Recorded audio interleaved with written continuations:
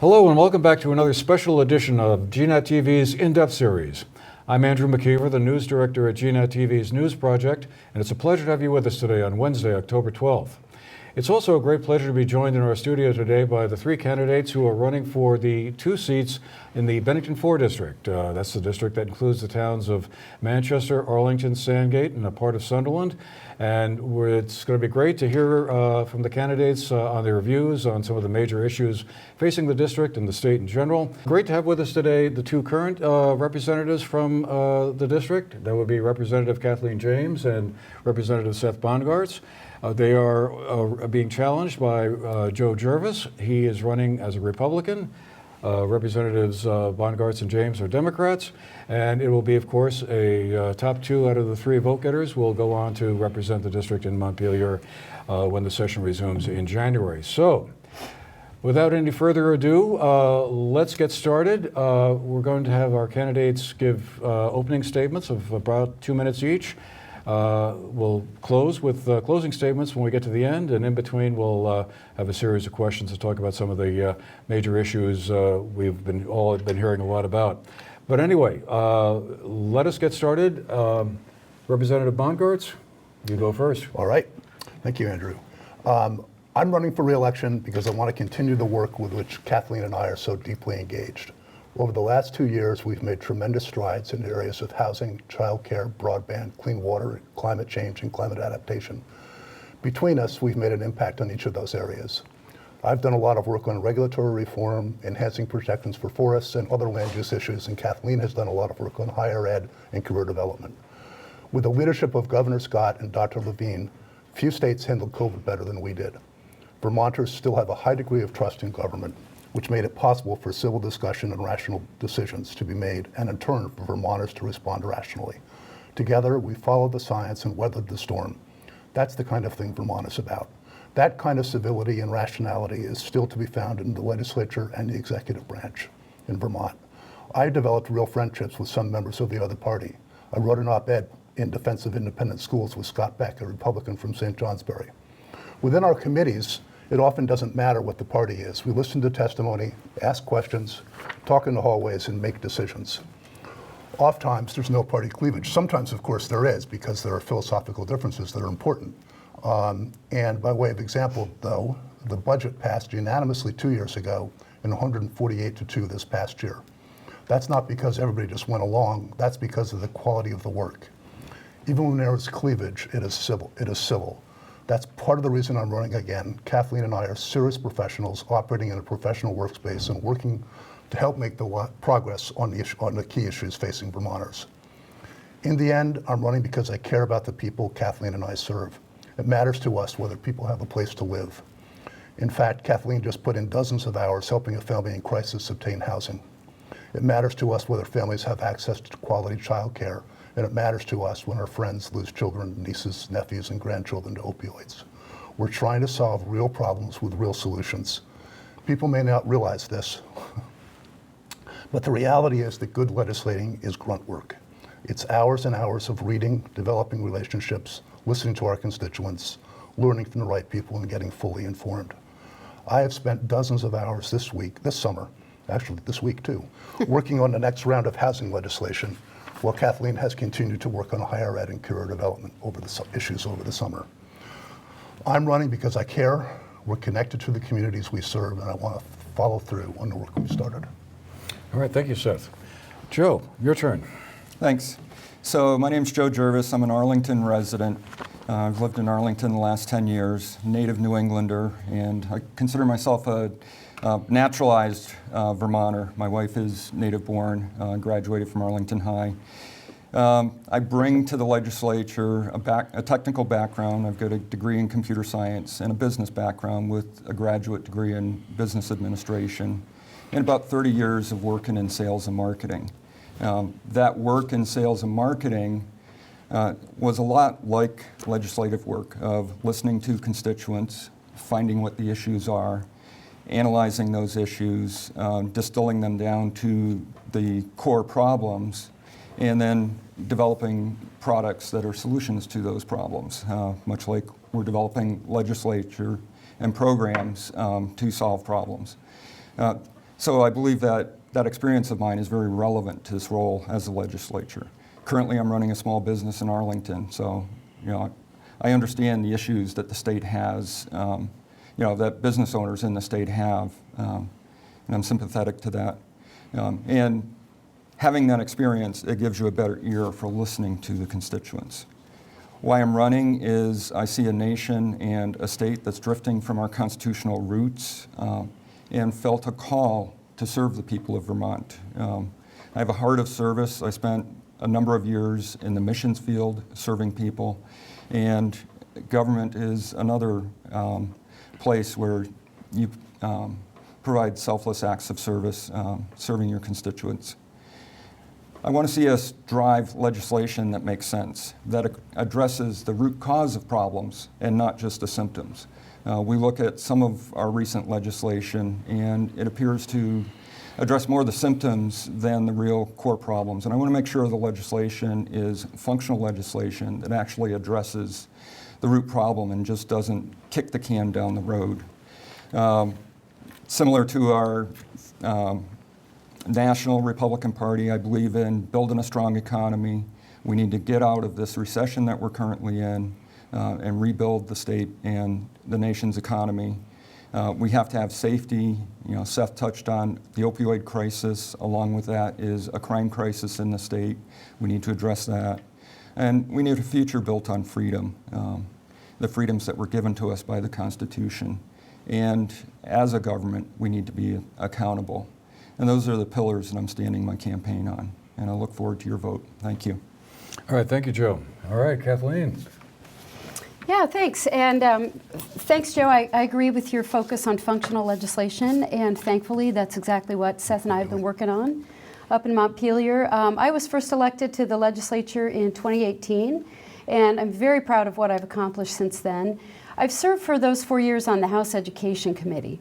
And when you're up in the State House, you spend most of your time in your committee room. So as an education committee member, I've been able to focus on issues that I think really make a difference for kids, for families, for our schools, and for our communities.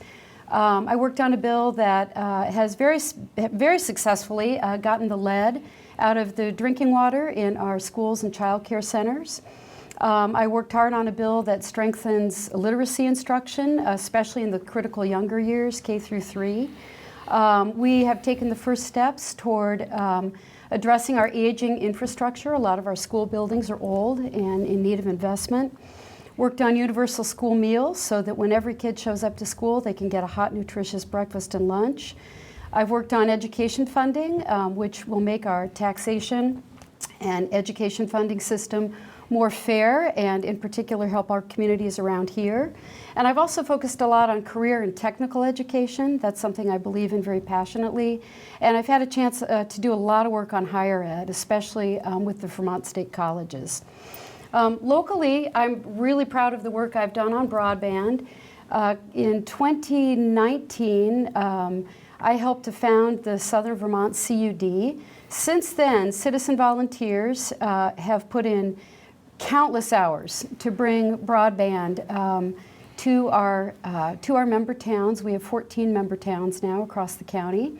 And through a lot of hard work and grants and legwork, they are now bringing fiber through a partnership with Fidium to houses all across, from Landgrove to Scangate. We should be wired up by next summer for anybody who wants to make that switch. I've focused very strongly on constituent outreach and communications. One thing I'm really proud of is that I've taken the opportunity in the State House to apply for 4 really competitive bipartisan leadership training programs. And that has been an amazing opportunity to really kind of put the pedal to the metal and practice what I preach when I say that I'm interested in working across the aisle and working on bipartisan legislation. I'm currently serving as the Assistant Majority Leader. That gives our communities kind of an inside track on knowing how bills are progressing, what's in the pipeline. And working with Seth has been fantastic. We work as a team so we can cover a lot of ground together for our communities, and there's a lot left to do. So we are happy and proud, actually, to ask for your 2 votes. All right. Well, let's drill down then into some of these issues that are, frequently under discussion in housing, which seems to be a topic on everyone's mind these days. I guess I just wondered, Joe, let me start with you. If you were elected, what would be some of the ideas or initiatives you'd like to see the legislature adopt or move on when it comes to making more affordable and workforce housing available to residents here in our district? Yeah, I think there's several aspects of that question. Where's the inventory going? We have inventory in the state. Why isn't it available? Are we providing public assistance that is just chewing up the inventory that would otherwise be available for working families? Where are we doing programs that are just enabling rather than helping? We spent $9 million in this county on emergency housing over the last year and a half. What I'm hearing from constituents as I talk to them is concerns that we've brought homeless into communities without dealing with the root cause of their homelessness. Programs to address the drug addiction, programs to address the mental health issues that they have. If we're not holistically working on the problem that's causing homelessness, providing the housing doesn't change anything 2 years down the road. You've just kicked the can down the road. I think one of the other aspects, I'm taking advantage of the aspect that our zoning regulations allow secondary housing, accessory dwelling units. But septic becomes a big issue there. Taking an existing septic system and getting it engineered so it can legally support these additional units. I think we need to look at regulations that are impediments to bringing housing into the community. These regulations just add cost. We've got a local business that's been dealing with septic and tens of thousands of dollars to put a system in. When on a single bedroom housing unit, maybe $100,000 project. So we've got to look at, are we driving the right design for this aspect of the housing, or are we pricing the housing out because of what's required there? Okay. Well, Seth, Kathleen, would like to speak to that? Seth, you want to kick it off? I'll start off by saying I'm really proud of the way that we dealt with the homeless population during COVID. Vermont cares. And these are people who otherwise, especially in the middle of COVID, would have had no place to go. We used COVID money and we kept people safe and housed during the crisis. The real issue is that Vermont is way underbuilt. We've been only building about 400 units per year, and a lot of them have been across the whole state, and a lot of them have been higher end. So the last session, we, number one, Kathleen and I, recognizing this problem early on, we ran on it 2 years ago. We held a statewide housing conference last fall in Arlington and got all the key players from around the state to Arlington. And part of the reason we did that, by the way, is because we wanted to take the opportunity to showcase the commons while we were at it, which is one of the great grassroots efforts I've ever seen. But from that conference, we introduced legislation that became law. H511. It ended up coming in through as part of S237, but the entire thing was picked up and moved into that bill as we wrote it because we did the real grunt work, again, I'll use that terminology, to really get the bill fully baked and ready to go. It involved helping communities modernize their bylaws so that it sets the stage for having housing in the downtowns. It made it possible to have, it made it required actually for accessory dwelling units for people to be able to add accessory dwelling units, and the towns could only require one parking space because sometimes that's a way that towns don't end up building more housing. We made it easier to build priority housing projects in all communities across the state, when before it had been those communities that could do it were pretty limited. And we worked to resolve the conflict between flooding, high waters in downtowns. It's an inherent conflict in the fact that most of our towns were built on rivers. And so we worked to resolve that conflict. We did a lot of work. For instance, in those districts, you now have to allow the use for at least 4 units per acre. What we really did was we looked at some of the impediments often not intentional, that grew up with the old zoning system that hadn't been modernized over the course of a lot of years, looked at where some of those issues are, and then tried to fix them. And we didn't solve everything, but we made real progress. There's other aspects to the final bill that we built on what we started. And there's a whole nother round that I have been working on, and Kathleen, over the course of the summer, to look at things like height restrictions, setbacks, and other things that make it harder to build. The real opportunity is to bring housing into our downtowns. And the legislature, by the way, this year, between the COVID money and all of this work, we will have about 4,000 new units of housing within the next 5 years. That's real progress for a real issue. And we were deeply involved in that, and I'm really proud of that work. Okay. I'll just add, I mean, we could talk about housing the whole hour, but in addition to what Seth said, I do just want to underscore we don't have the inventory. The housing crisis across the nation and here in Vermont is due to many factors, but in large part decades of underbuilding. That's a national problem. So 3 of the programs that Seth and I and the legislature have supported are focused directly on that. For starters, we've pumped about $340 million just in the past 2 years, giving organizations like VHCB the opportunity to build more units. So they're going to have about 4,000 units online before too long. I think about half of those are built. We've pumped a lot of money into the ADU program, which gives landlords a grant to create or renovate an ADU on their property that then could be available for eligible And tenants. is that an accessory dwelling unit? Yeah, sorry, Yeah. accessory For those dwelling of us who unit. aren't as, Yeah, and then the VHIP program, which is really important. We pump millions of dollars into that every year.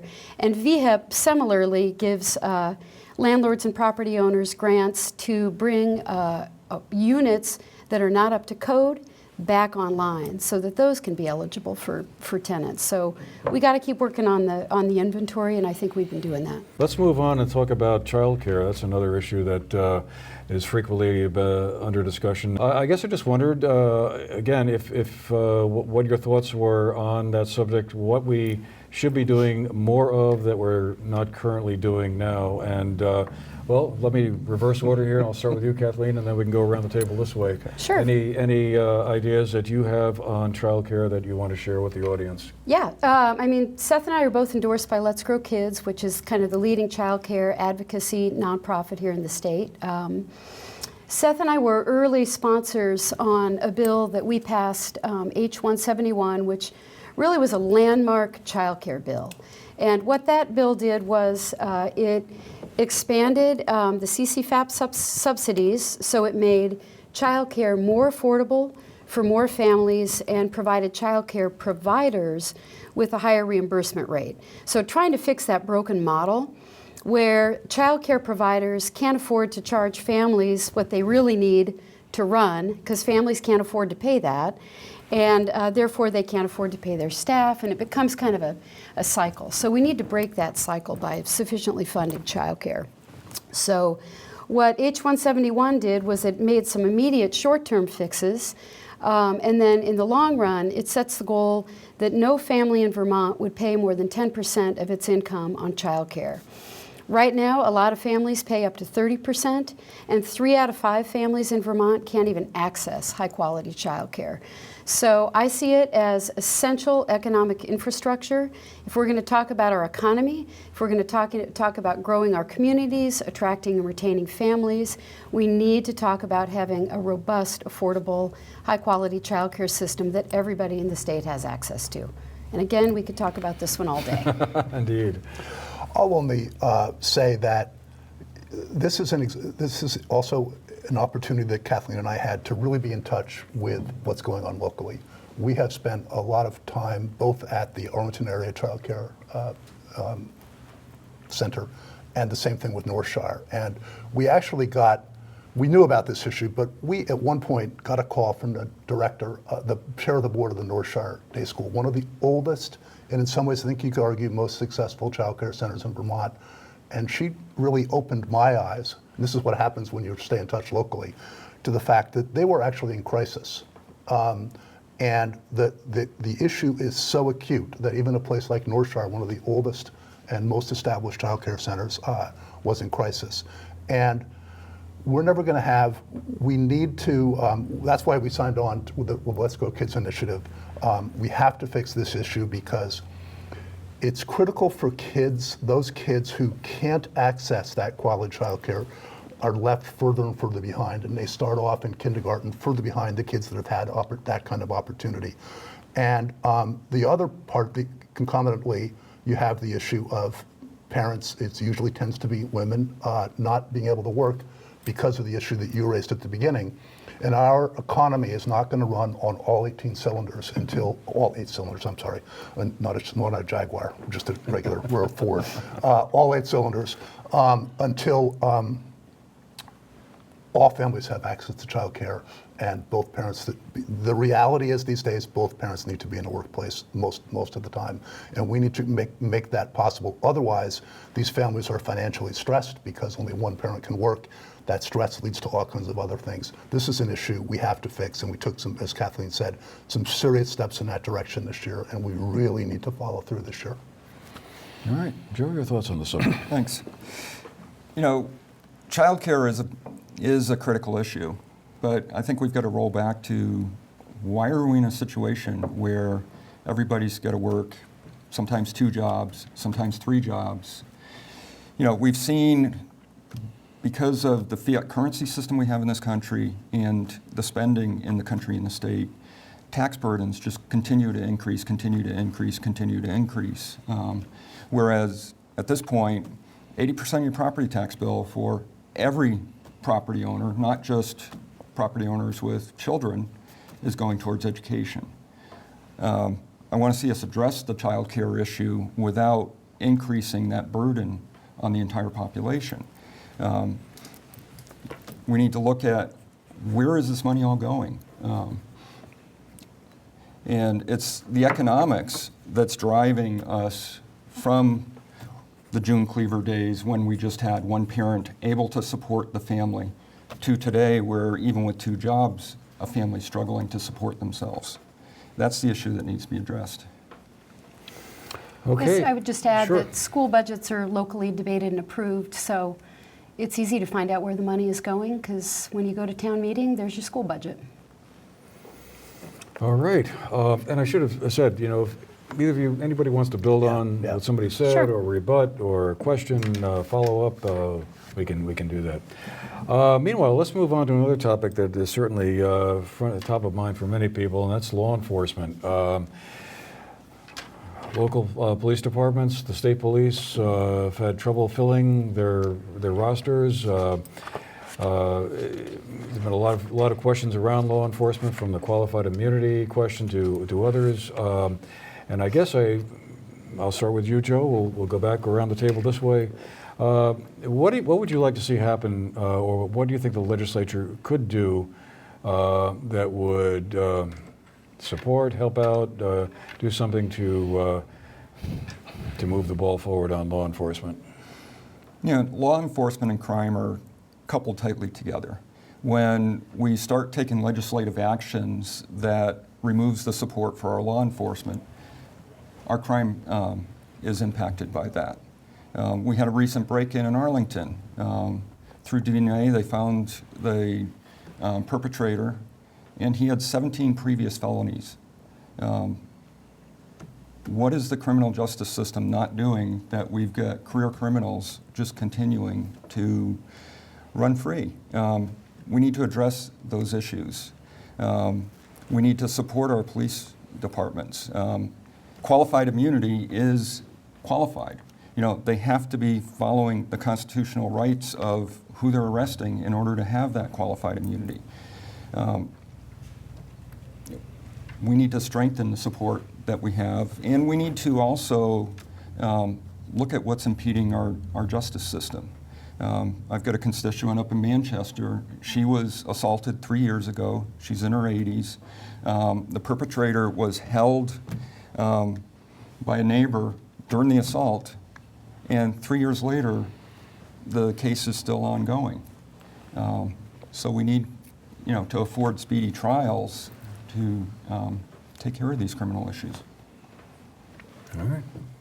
Seth, over to you. You know, I guess I would say that I have always been impressed with, let's just say, the Vermont State Police. I think we have a right to demand professionalism, and I actually think we get it.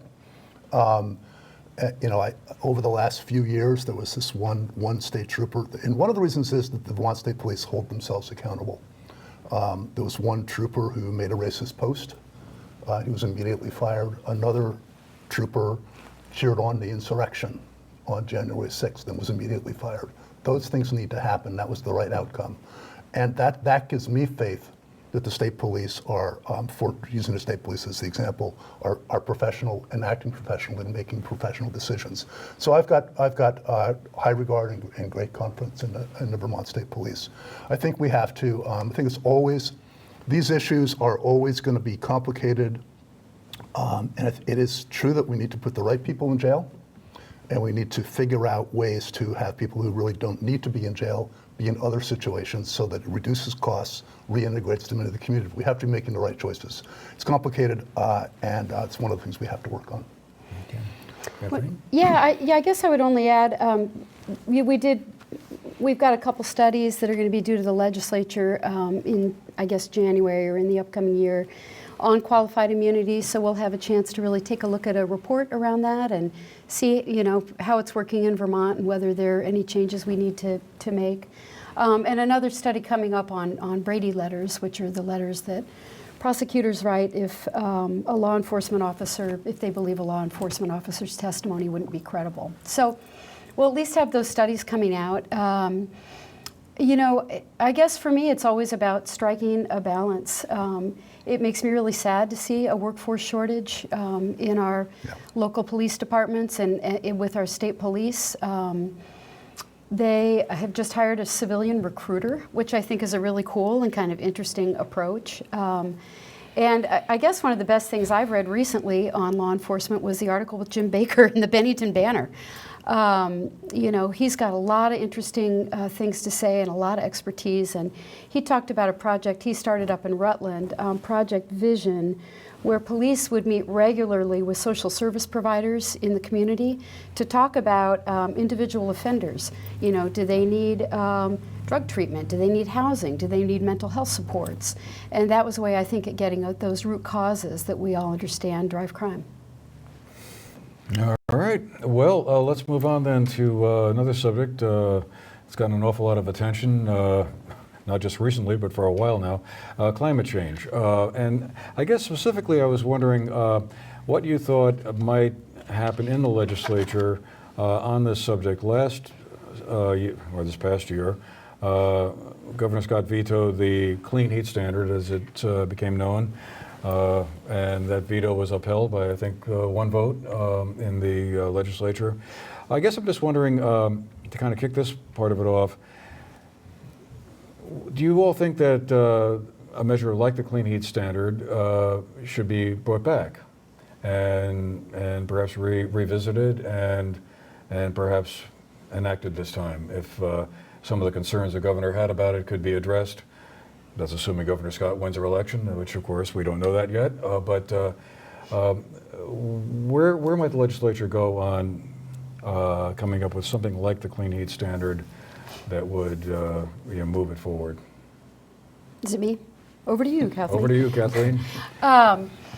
Yeah, well, you never want to predict what the legislature, I mean, you know, we haven't even had an election yet. So, Right. You know, climate is an area that I've worked a lot on. I see it as a great threat and a great opportunity. And for me, it's, of course, every state, every county, every town, every country needs to do their part to reduce emissions. But what's more important for me about climate change is that our economy is changing. That's happening whether we like it or not. We've got major car manufacturers announcing that they'll be 50% EV by 2030 or 100% EV by 2035. We've got a shift, around the world and here in our country to try to rely more, kind of transition away from fossil fuels and rely more and more on clean energy sources and renewable energy sources. So that is an economic shift that is happening, and it's escalating. And so how I think about climate is through that lens. How do we get Vermont prepared? How do we make sure that we're poised to take advantage of and to help drive the economic shift rather than getting hammered by it? And so when I look at any climate bills, I think first about the people who are the least able to respond to a shifting economy. And those are low-income Vermonters, moderate-income Vermonters, and rural Vermonters. So you want to look for policies that are going to help them. So in the legislature, we spend a lot of time and money and effort trying to stand up effective, well-funded programs that help people weatherize their homes. Because if you can take only that step, you're going to save a lot of money on your heating bill. We have a lot of programs that help low and moderate income Vermonters get into more fuel-efficient vehicles. It doesn't have to be a full EV. It can be something that gets better gas mileage, or a hybrid. Anything that's going to save you money at the pump. And similarly, the Clean Heat Standard was designed to do exactly that. So contrary to all the misinformation that's being spread about the Clean Heat Standard, it was designed specifically to try to help low and moderate income Vermonters have more choices, not mandates, more choices for more affordable heat. So our fossil fuel dealers would also have a glide path, basically. By participating in the clean heat marketplace, they would be required to rack up a certain number of credits, which they could earn by buying them. That's the least best way, or by partnering with other companies to help people weatherize, by helping people install, a heat pump or something. And so it also provided our fossil fuel dealers with sort of a predictable glide path to diversify their businesses. So, I assume or guess that the legislature will take another crack at it. Maybe there are ways we can make it better. What I am always interested in is making sure that anything we pass helps the people who are least able to afford rather than harms them. And if you watch the way people right now are getting hammered at the pump and hammered by fuel prices, those are market forces that are, again, global. And the price at the pump and the price of a gallon of heating oil is going to swing way more in a given year or over time than anything that, I guess than any renewable source. So, fossil fuels are volatile, they're price volatile, they're expensive, and we need to help people transition away so that we can take advantage of the way the economy is shifting. That's what climate policy is about. Okay. Anything you want to add to that? That's pretty comprehensive. I agree with everything Kathleen said. We made real progress this year with weatherization. We would have made, by the way, one of the problems with the Clean Heat Standard not passing is that we still have the requirements of the Global Warming Solutions Act. And every year that we don't move in that direction, what the action that has to be taken to meet those requirements become more acute and more quick. And this was really designed to be a careful, slow glide path to help get us there. So I wouldn't begin to predict what will happen with that. Will it come back in some form? Absolutely, because we don't have any choice. And what it will look like is still a little bit being developed. Kathleen and I, by the way, over the course of this summer, have been involved in an informal energy study group to really get our arms around how this all fits together, how the transmission and the usage of things like solar and storage and all those issues mesh together and the complications thereof. And so I think we don't have any choice but to deal with it. Global warming is an existential threat to us, and we need to be prepared in Vermont, not just to do our part, as Kathleen said, toward finding a solution, but we also need to make sure that we're preparing Vermonters for the changing climate that is becoming more and more acute almost every year at this point. All right, Joe, your turn. Thanks. When we look at climate, I'm not denying there's changes there and we need to address things, but we need to look at systematic solutions that work. I was at a recent Department of Natural Resources hearing up in Manchester, and they spoke of the desire to mandate nothing but EV sales for light trucks and passenger cars by 2035. We asked the question, what's the plan for the power generation and the transmission? And there seems to be significant gaps there. Even in building my little accessory dwelling unit, I'm trying to get a meter socket base.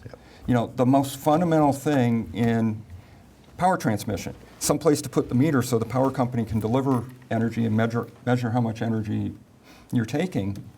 It was a 56-week backlog, and the vendor wasn't confident in it.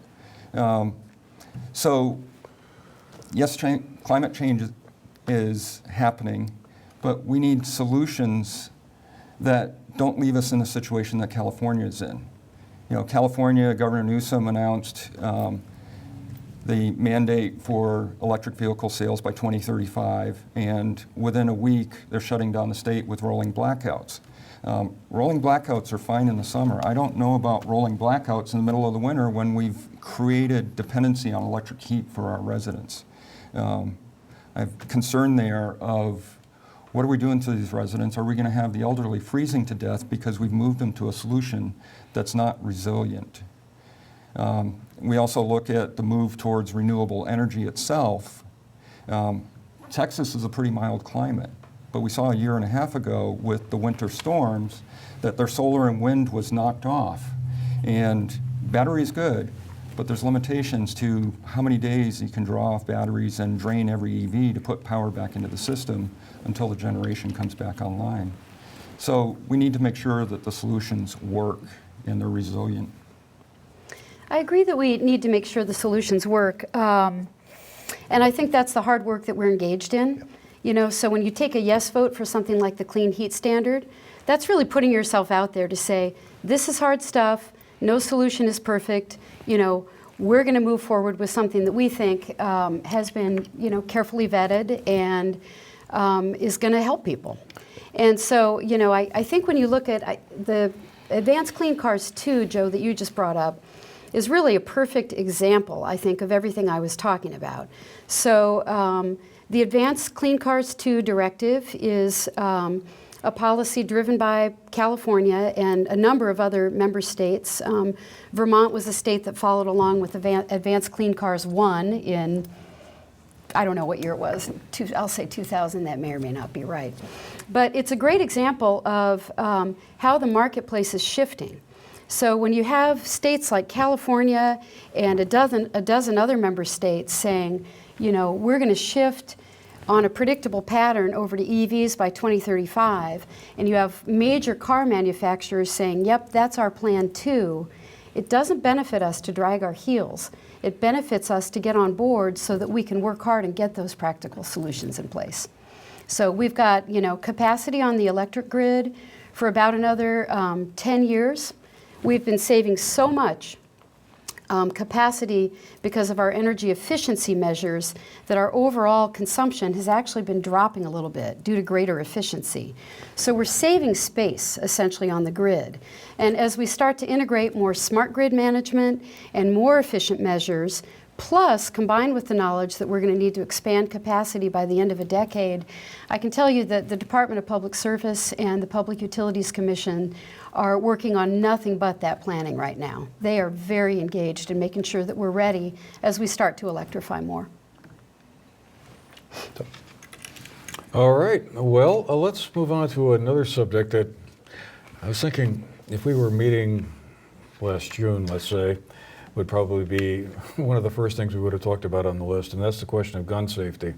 We saw a couple of very unfortunate shooting incidents in Buffalo and Uvalde, Texas, and I found myself wondering whether or not, while Vermont passed some legislation back when in 2018, I believe it was, the last round of gun safety measures,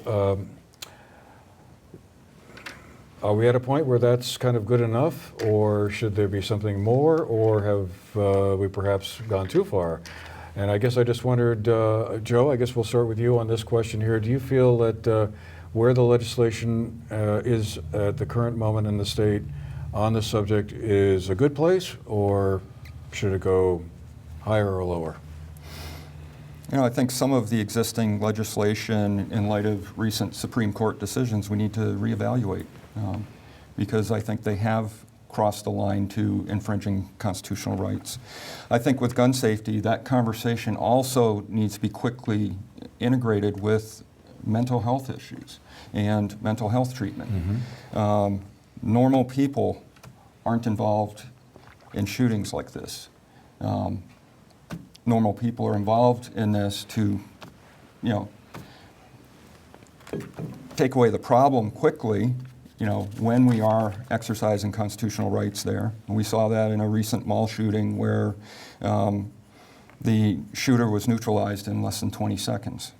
You know, as a citizen, it's not something you want to be involved in, but sometimes we have to protect our fellow citizens. But the real issue is, what are we doing for the mental health that's driving this crisis? Okay. Seth, I'll turn to you. Putting AK-47s in the hands of teenagers and people is insane. We have a huge gun safety issue. Guns are for hunting. And what we have is a Supreme Court right now at the national level sort of signing a suicide pact with guns. And we need to do everything we can at the state level to try to do things. Maybe some things we can do, like raise the age for 20 to 21 for being able to buy some of these guns that really have no purpose other than killing people. And this sort of talk about mental health is being what we need to get is really an excuse for not dealing with gun safety, because we're always going to have people with mental illness, and time after time after time, it doesn't get flagged until something happens.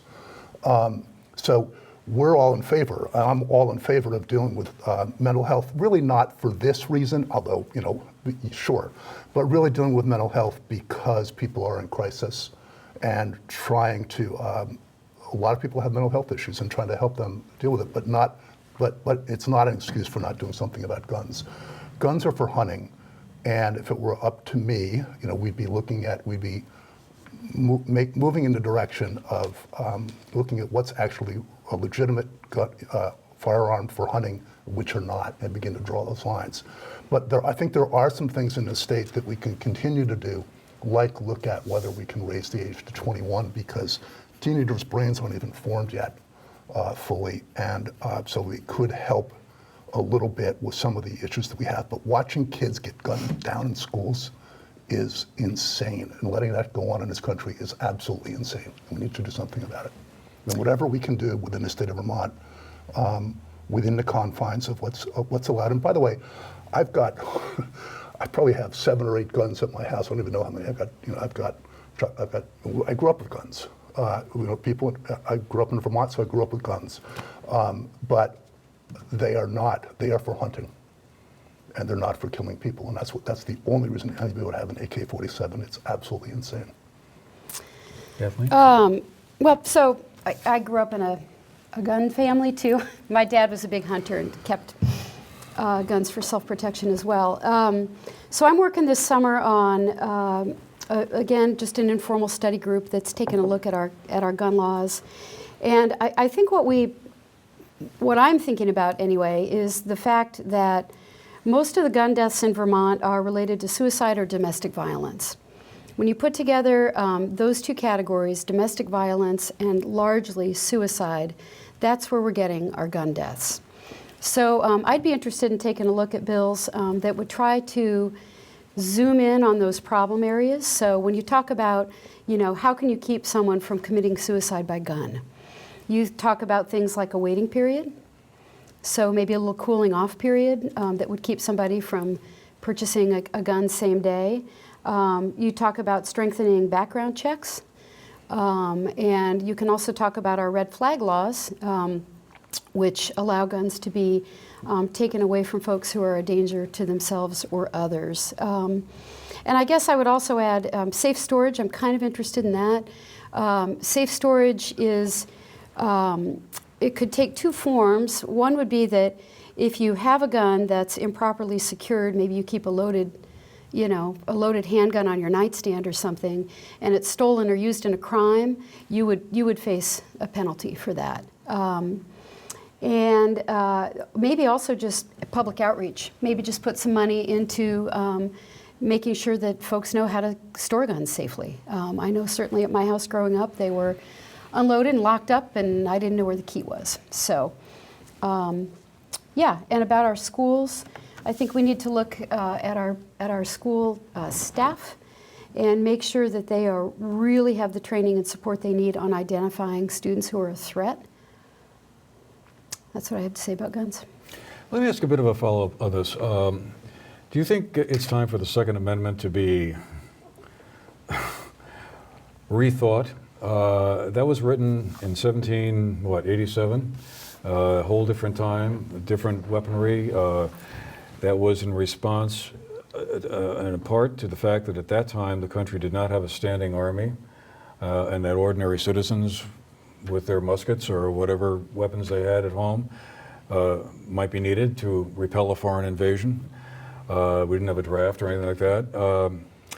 And obviously guns were necessary for hunting, as you say, to keep the family fed. Now, 240 years later, or whatever, we have semi-automatic, automatic rifles, and apparently not all that hard to obtain for somebody who really wants to get one.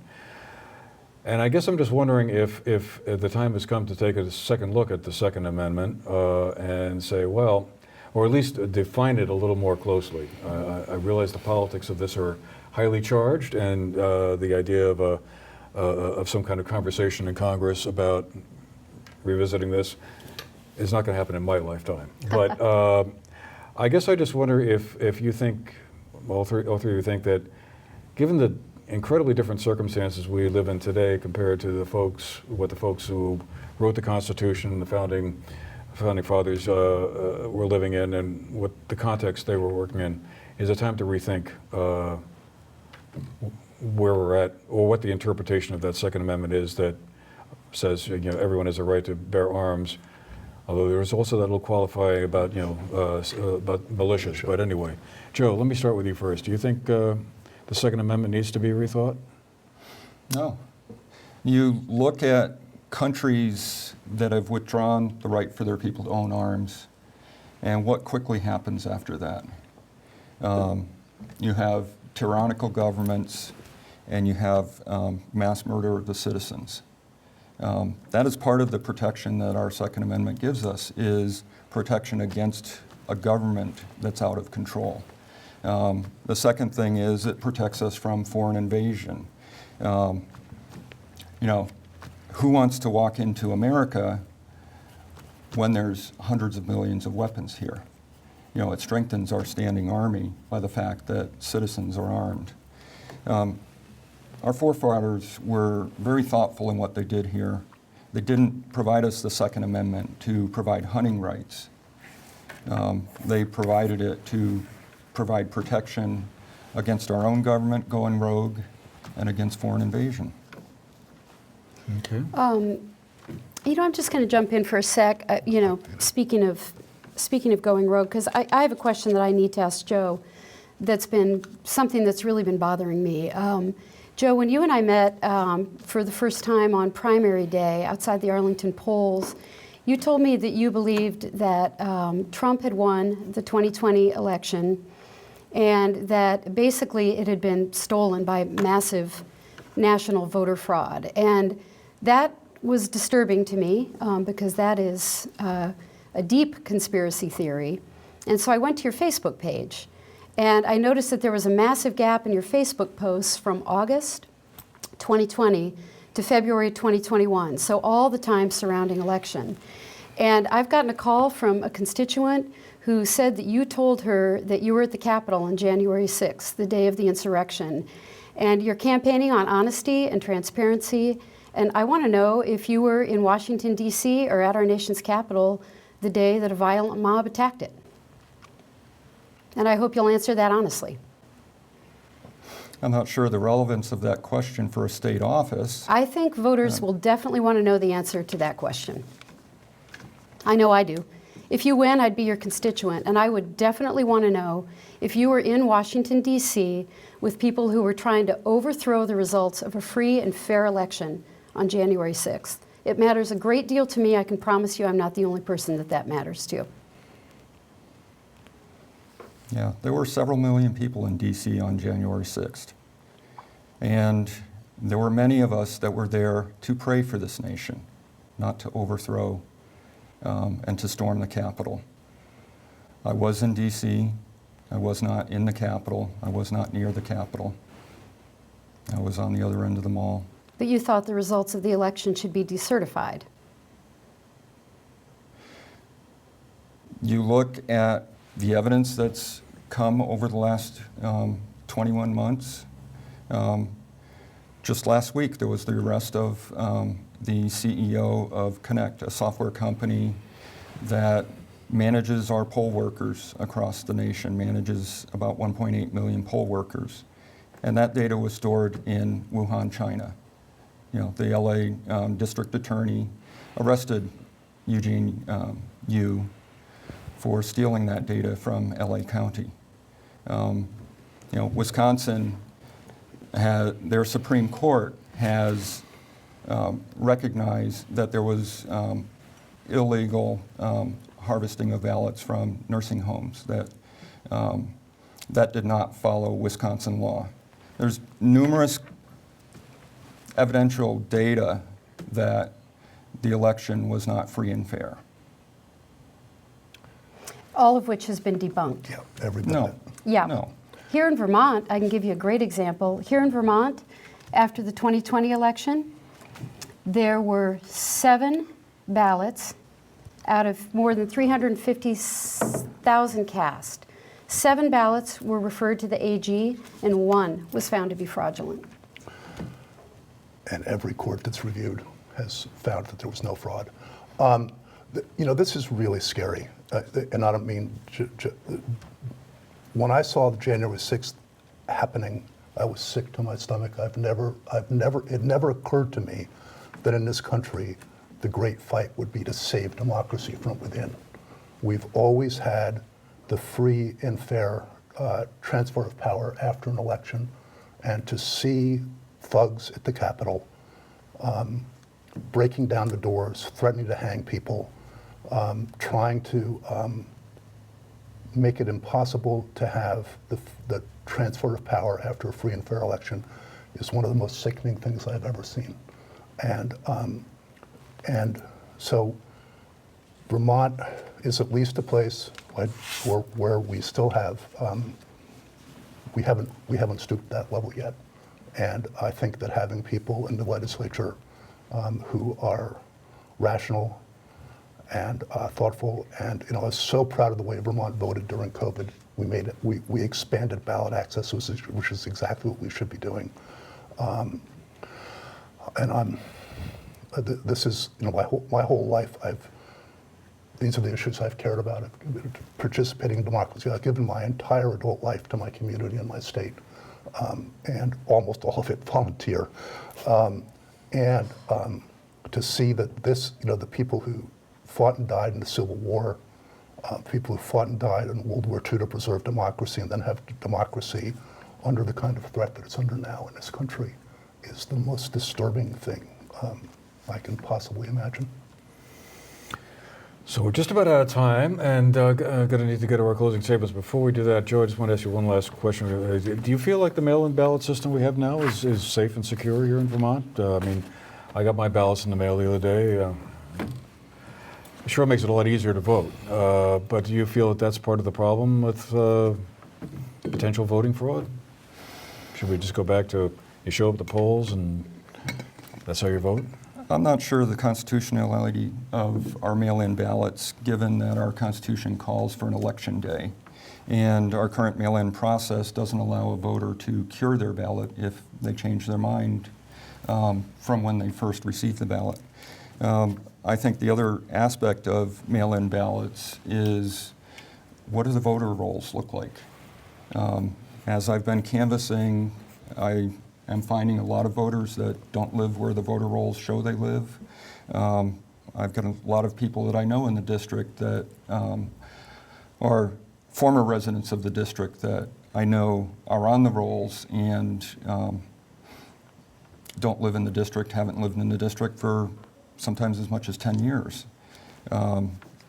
When we're sending more ballots out than the legal voters, that can facilitate fraud. I'm not saying it does cause fraud, but it is an opening for it. So we need cleaner voting rolls here in Vermont.